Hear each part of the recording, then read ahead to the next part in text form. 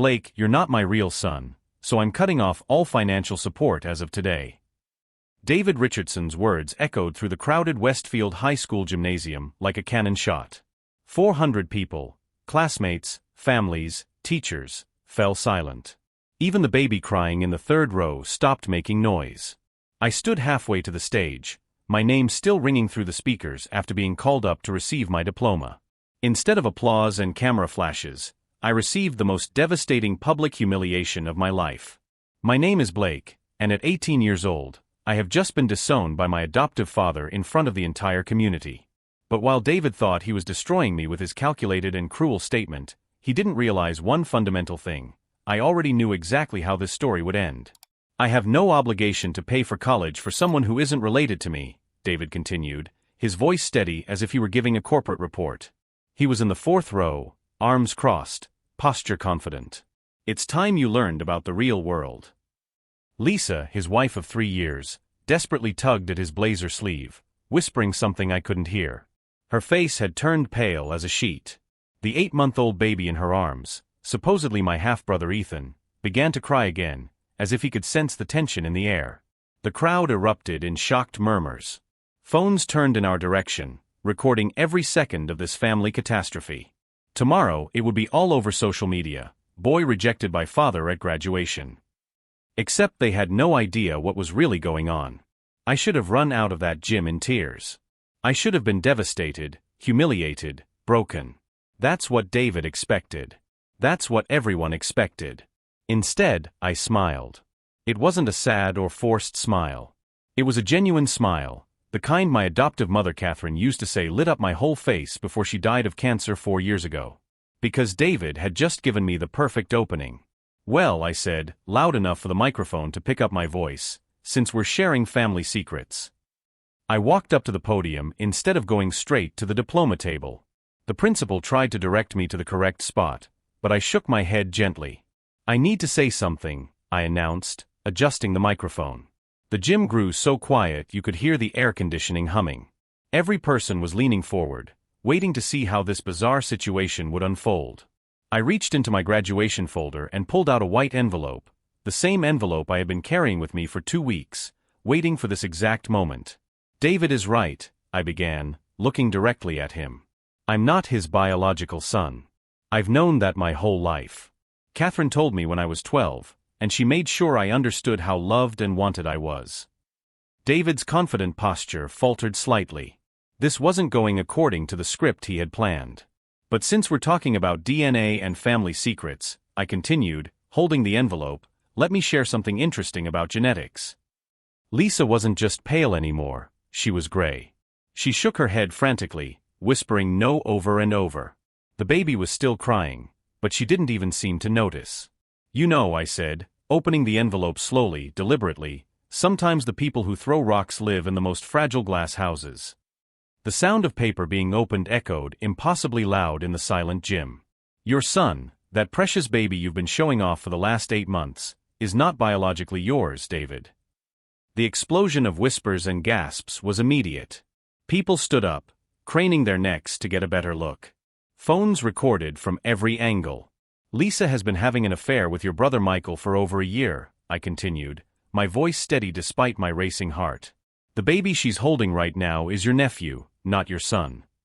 David's legs gave way. He collapsed back into his chair as if someone had cut his strings. His mouth opened and closed, but no sound came out.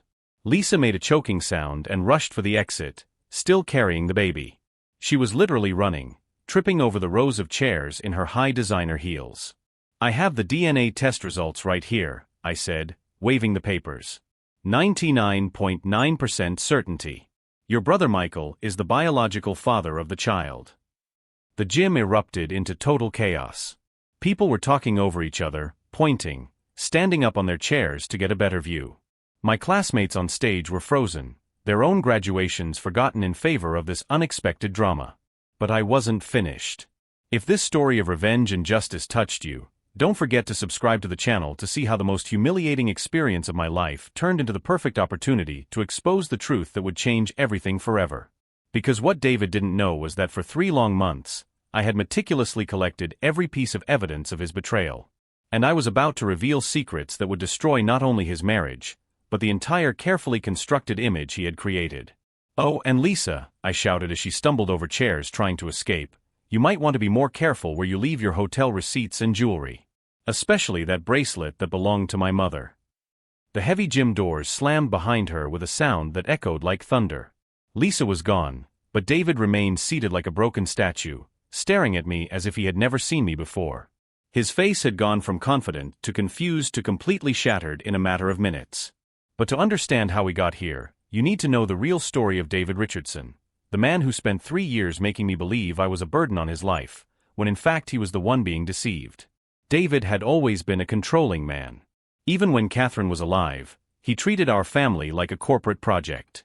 Dinner was a meeting where I was expected to report grades and activities. Holidays were events planned with military precision.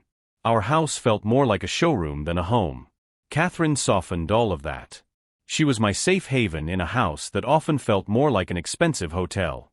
When she died of cancer 4 years ago, I didn't just lose a mother, I lost my emotional translator, the only person who could get David to show genuine affection. The change was immediate. Without Catherine to smooth his rough edges, David became even more distant. Dinner became silent sessions where he checked his email while I ate alone. Conversations were reduced to grunts of approval or disapproval about my report cards. Then Lisa came along. 6 months after Catherine's funeral, David brought Lisa home. She was everything Catherine wasn't: cold, calculating, polished like a mannequin. Where my mother wore comfortable sweaters and always smelled like homemade cookies, Lisa wore tailored suits and expensive perfumes that cost more than my annual allowance. "You must be the son," she said the first time we met, as if I were a curious piece of furniture rather than a grieving teenager. David married her 8 months later. Small ceremony, just immediate family and a few business associates.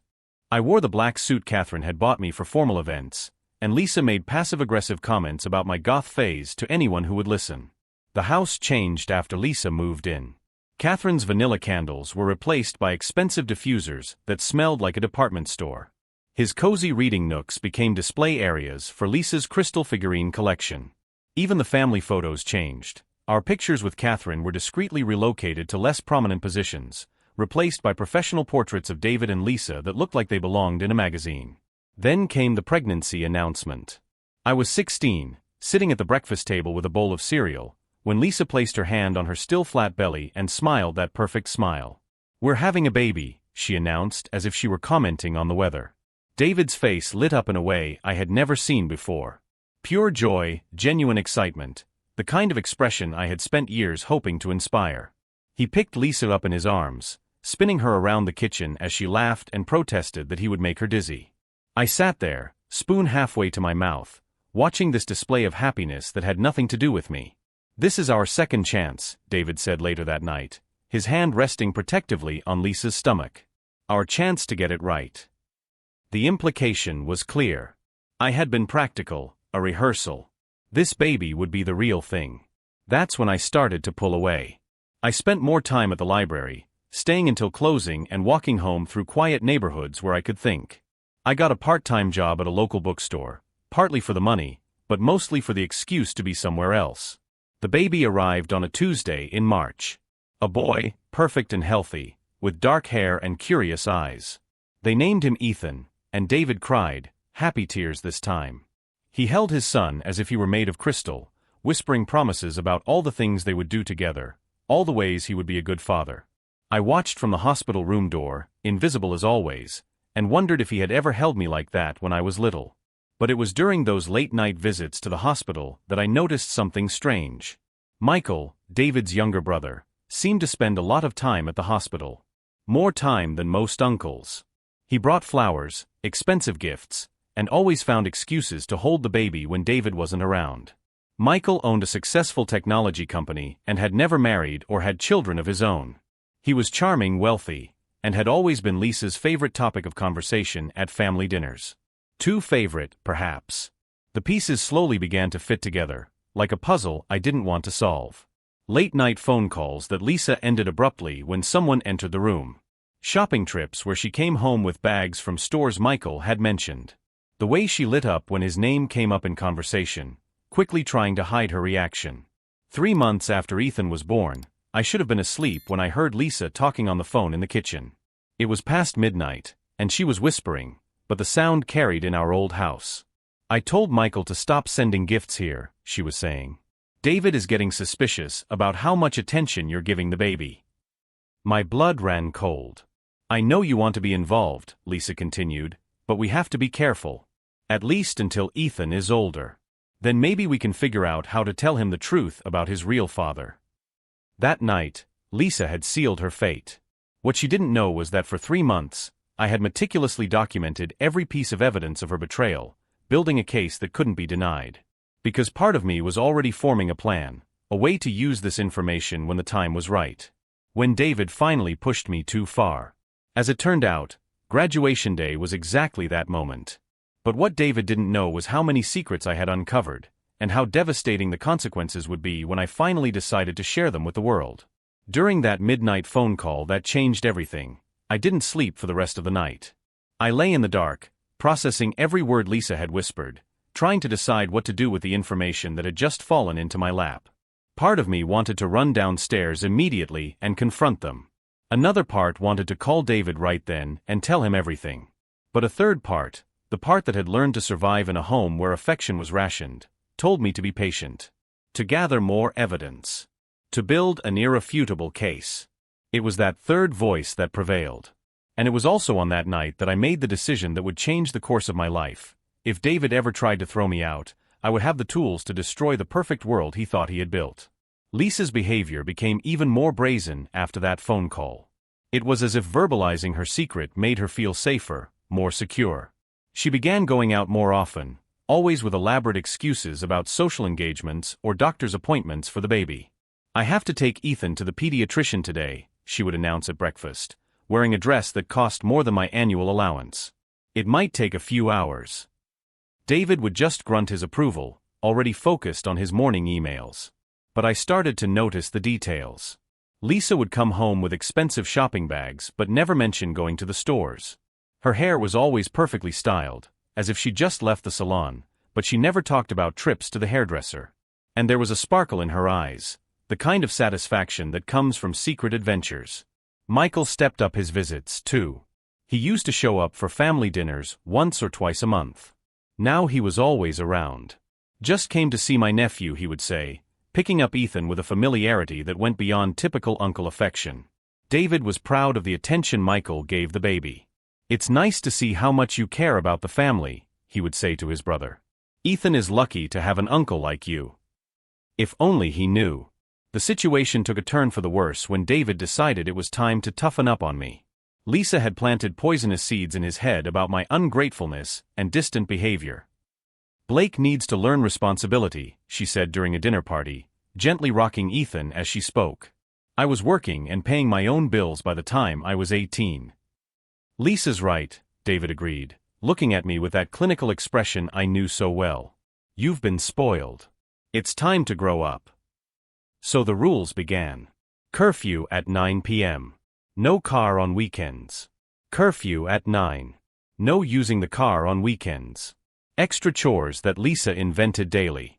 Clean the basement, she would order. Organize the garage. Wash the windows inside and out.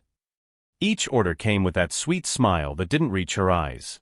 The worst were the family dinners when Michael was present.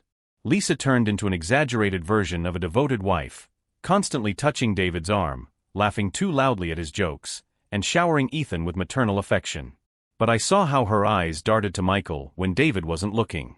I saw how Michael held Ethan for unnecessarily long periods of time, whispering things to the baby that no one else could hear. During one of these grotesque scenes, I made my second big decision. I would no longer be a passive observer. I would be an active documenter. I started small. A discreet photo of Michael holding Ethan protectively. An audio recording of Lisa lying about where she had spent the afternoon. Screenshots of the strange times she checked her phone. Then I discovered that our home security system recorded more than David realized. David had installed cameras throughout the house after a string of neighborhood burglaries. It's for our protection, he explained. But what he didn't realize was that the system automatically archived all recordings to a cloud server, and I had memorized the password when the technician set it up in front of me. 3 months of recordings gave me a treasure trove of evidence. Lisa on the phone whispering declarations of love to someone who was clearly not David. Michael visiting during the day when David was at work, entering with his own key. Intimate moments between them in our living room, on our couch, while Ethan slept in his stroller nearby. But the most devastating evidence came from Lisa herself. In an April recording, Lisa was alone with Ethan in the kitchen when the baby started crying. She picked him up, rocking him gently, and began to sing a lullaby. But in the middle of the song, she stopped and whispered, "Sure, my love. Daddy Michael is coming to visit you tomorrow. We just have to keep our secret for a little while longer." She kissed the baby on the forehead and continued, "When you grow up, you'll understand why Mommy had to do this. David is a good man, but he's not your real father. Your real father loves you very, very much." That recording made me feel physically sick. Not just because of the obvious betrayal, but because of the calculated coldness with which Lisa had manipulated all of us. David, who genuinely believed he was raising his first biological child. Ethan, who would grow up in a web of lies from the cradle. And me, who was being systematically pushed out of the family to make room for Lisa's real children. It was at that moment that I made my third and most important decision. When the time came, and I knew it would, I wouldn't just reveal the truth. I would completely destroy the facade Lisa had built. My opportunity came sooner than I expected. David had become increasingly critical of my college plans. "Do you really think you deserve Columbia?" he asked during a tense breakfast. "There are perfectly adequate state colleges for someone with your grades." Lisa nodded in agreement. "David's right, Blake. You need to be more realistic about your options." But it was the conversation I overheard between them 3 weeks before graduation that sealed the fate of both of them. I was climbing the stairs when I heard tense voices coming from their bedroom. The door was ajar, and the words came to me with crystal clarity. "You can't really be considering cutting off his college fund," Lisa was saying, but her tone wasn't one of concern, it was one of barely concealed relief. "Why not?" David replied. "He's not my blood. I fulfilled my obligation by providing a home and a basic education. Now it's time for him to learn how to support himself." "And when are you going to break it to him?" "At graduation. Public, definitive, no room for emotional manipulation later." Lisa laughed, a low, satisfied laugh. "Well, that certainly solves our problem. With Blake out of the way, Ethan can grow up being the only child, as he should be."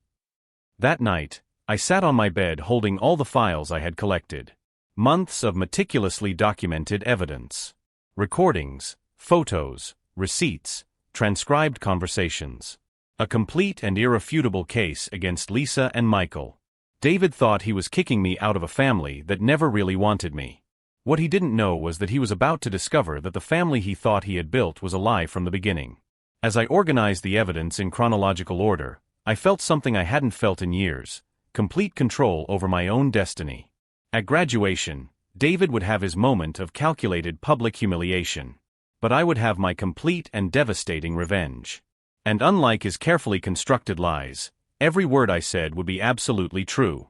The only question that remained was, would David survive the complete collapse of his reality? Because when I finished exposing all the secrets Lisa thought she had buried, there would be nothing left of the perfect world he thought he had. From that conversation about cutting off my college fund, I knew I had 3 weeks to build an irrefutable case. 3 weeks to gather evidence that would not only prove the case, but completely devastate him. Getting DNA samples was easier than I thought. Michael came over for dinner every Sunday, as he always did. During one of those visits in April, while he was playing with Ethan in the living room, I collected a few strands of hair from the bathroom he used. David's hair came from his brush in the master bathroom, easy enough when Lisa was busy with the baby. Ethan's sample was more complicated, but babies drool constantly. I waited until Lisa left a pacifier on the coffee table and discreetly tucked it into a plastic bag. Finding a DNA lab that would work with a minor was the biggest challenge. Most required parental consent or legal documentation. But I found a small private lab across town that asked fewer questions when I paid cash and explained it was for a school science project. The technician, a tired woman in her 50s, barely glanced at my samples. "Standard paternity test," she confirmed. "Results in 2 to 3 weeks. You'll get a call when they're ready." Those 3 weeks were torture. Every day I watched Lisa play her perfect wife and devoted mother charade. I watched David melt with pride over his son. I watched Michael visit way too often and hold Ethan for unnecessarily long periods of time. Meanwhile, I gathered more evidence. Hotel receipts Lisa dropped from her purse. Strange call logs on the landline. Expensive jewelry that appeared on her wrist, including that bracelet I recognized immediately as having belonged to Catherine. That bracelet angered me more than anything else. David had given it to Michael to keep after Catherine's death, saying he wanted to preserve her memory in the family. Seeing Lisa wearing a symbol of my mother's love as a trophy of her betrayal was the moment any hesitation I still had disappeared completely. David, meanwhile, was growing increasingly confident about his plans for graduation. During dinners, he would make comments about personal responsibility and learning to support yourself. Lisa would smile and agree, her eyes shining with barely concealed satisfaction. 18 is old enough to be independent, she would say, tucking Ethan into her lap. It's time for Blake to build his own life. If you're rooting for this careful strategy and search for the truth to result in justice, subscribe to the channel, because you haven't seen anything yet. The call from the lab came on a Thursday afternoon. I was at work at the bookstore when my phone rang. Mr. Richardson? Your results are ready for pickup. My hand shook as I hung up. This was the moment of truth. Once I saw those results, there would be no turning back. There would be no pretending I didn't know what I knew. I drove to the lab after work, my stomach in knots. Linda handed me a sealed envelope with my name on it. The results are pretty conclusive, she said, but I couldn't read her expression. I sat in my car in the lab parking lot, staring at the envelope. Part of me wanted to rip it open right then and there. Another part wanted to throw it away and pretend none of this had happened. Instead, I drove home and hid the envelope in my copy of Catherine's Jane Eyre, her favorite book, which she had read to me countless times when I was little. It seemed fitting to hide evidence of one family's secrets inside a story about another orphan girl trying to find her place in the world. I didn't open the envelope that day, or that week. Because some instinct told me I was saving it for something. For a moment when I would need the perfect weapon. That moment came on graduation morning, when I heard David and Lisa planning my public humiliation downstairs. Perfect timing, David was saying. Public, final, no room for emotional manipulation. Lisa laughed softly. Well, that will certainly solve our little problem. With Blake out of the way, Ethan can grow up as the only child. That morning, I finally opened the envelope. 99.9% certain.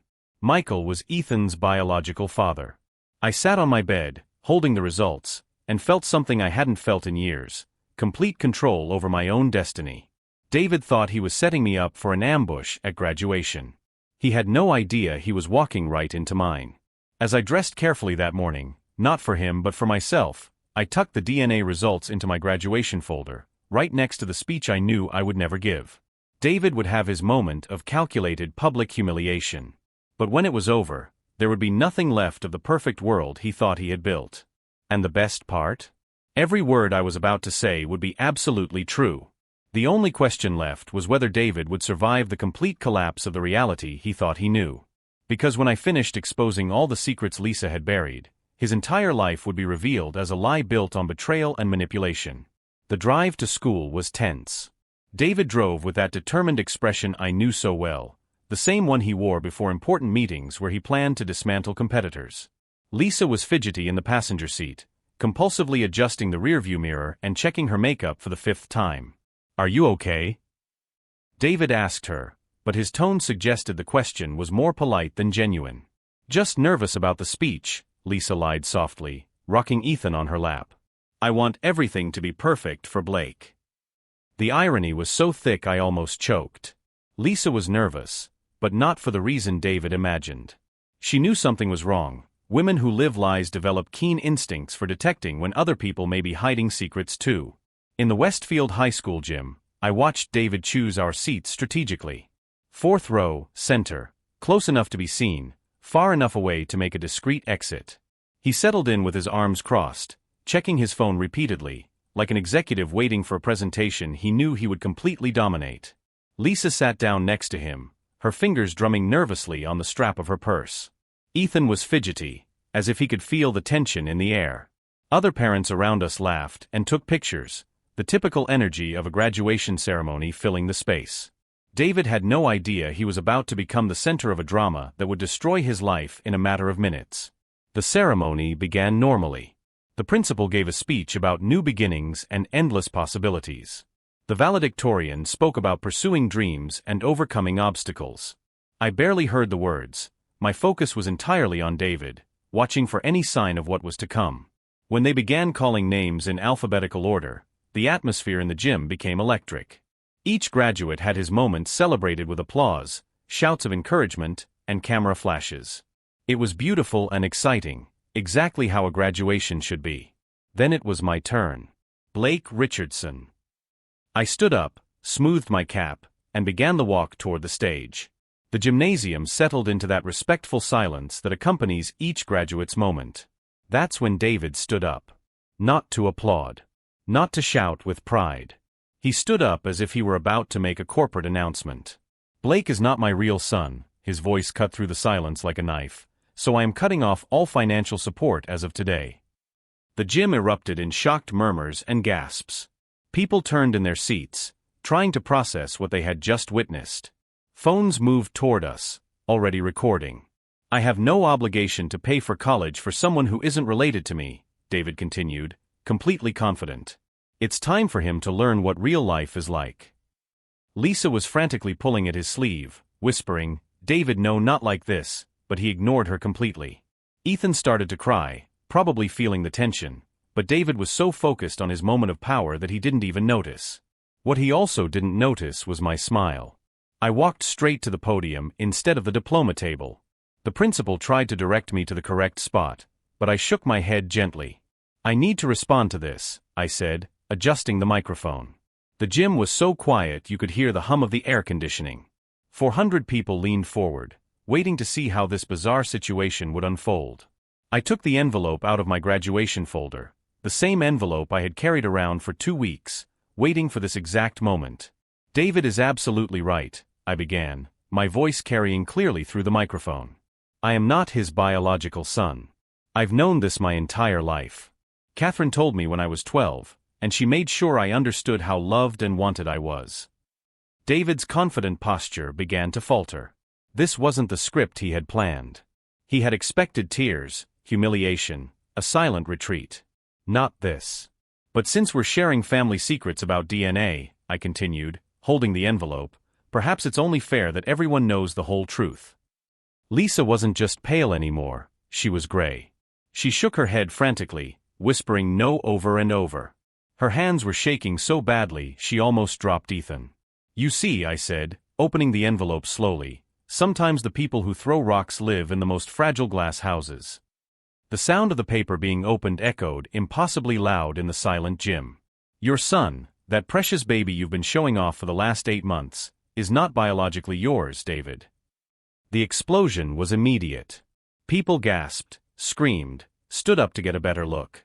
Cell phones recorded from every angle. Chaos was breaking out, but I wasn't finished. "Lisa has been having an affair with your brother Michael for over a year," I continued, my voice cutting through the noise. "The baby she's holding right now is your nephew, not your son." David slumped back into his chair as if someone had cut his legs out from under him. His mouth opened and closed, but no sound came out. The transformation on his face was spectacular, confidence turning to confusion, confusion turning to horror, horror turning to devastating understanding. Lisa made a strangled sound and rushed toward the exit, still carrying Ethan. She was actually running, tripping over people's feet, her high heels hitting the gym floor like gunshots. "I have the DNA test results right here," I announced, waving the official papers. 99.9% certainty. Michael Richardson is the biological father of this child." The gym descended into complete chaos. People shouted questions, pointed, stood on chairs to get a better view. My colleagues on stage were frozen, their own graduations forgotten. But I wasn't done with my presentation yet. "Oh, and Lisa," I shouted, even though she was already halfway out the doors, "you might want to be more careful about where you leave your hotel receipts, your jewelry bills, and especially that bracelet that belonged to my mother." The heavy doors slammed behind her with a sound like thunder. I turned to David, who was staring at me as if he'd never seen me before.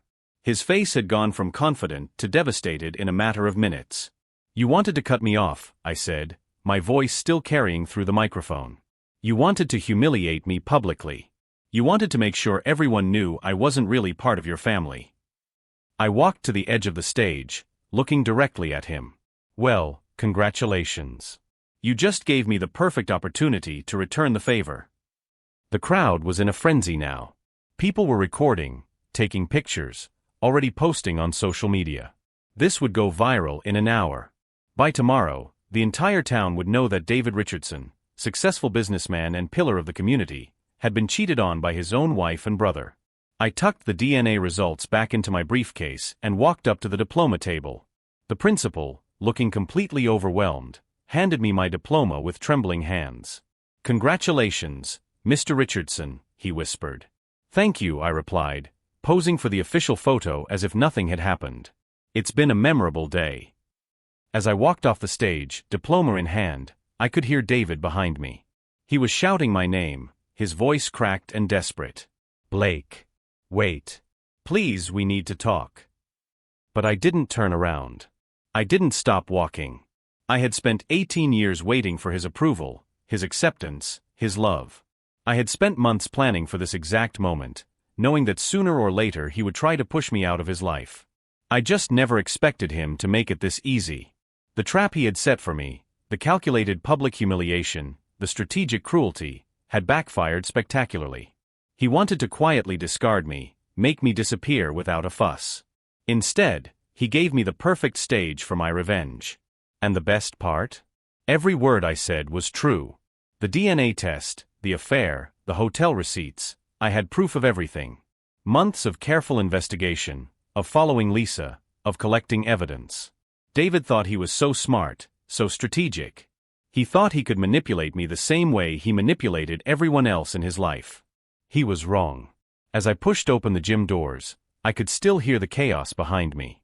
People shouting questions, phones ringing, the principal desperately trying to restore order. But I was done with all of it. Done with David, done with his fake family, done with pretending to be grateful for crumbs of affection. I had my diploma, my scholarship to Columbia, and the satisfaction of knowing that sometimes the best revenge is simply the truth. The parking lot was almost empty. Everyone was still inside, glued to their seats by the drama. I walked to my beat-up Honda, threw my cap in the back seat, and started the engine. In my rearview mirror, I could see people starting to file out of the gym, talking excitedly, phones glued to their ears. I smiled again and drove away. Let them talk. Let the whole town talk. I was finally free. But the real question was, would David survive the complete collapse of the reality he thought he knew? Because when the dust settled, there would be nothing left of the perfect world he thought he had. 3 months after graduation, David had lost everything. His divorce from Lisa was finalized in record time. She disappeared with Ethan and was never seen in town again.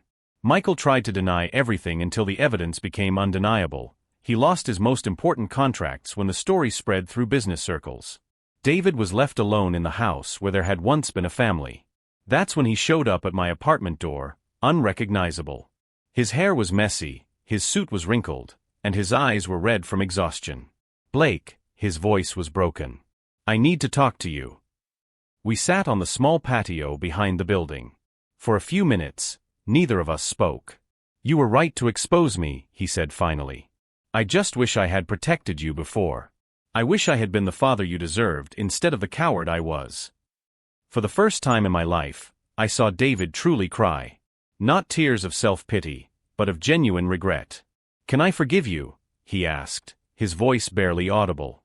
I thought of Catherine, of her words about choosing love over fear. I thought of all the anger I had carried and how it had only kept me stuck in the past. "Yes," I replied simply. "I forgive you." The forgiveness wasn't for him, it was for me. It was about choosing what kind of person I wanted to be. Today, 2 years later, David and I have dinner together once a month. He's in therapy, working to become a better person. We're not a perfect family, but we're real. I've discovered that the best revenge isn't destroying someone, it's refusing to let their pain destroy you. It's building a life so full that the past loses its power to define you. If this story of overcoming adversity and making choices has touched you, subscribe to the channel for more stories about turning the worst experiences into opportunities for growth. Because sometimes, the people who hurt us the most are the ones who need forgiveness the most. And sometimes, giving that forgiveness is what finally sets us free. The truth always wins. And love is always stronger than revenge.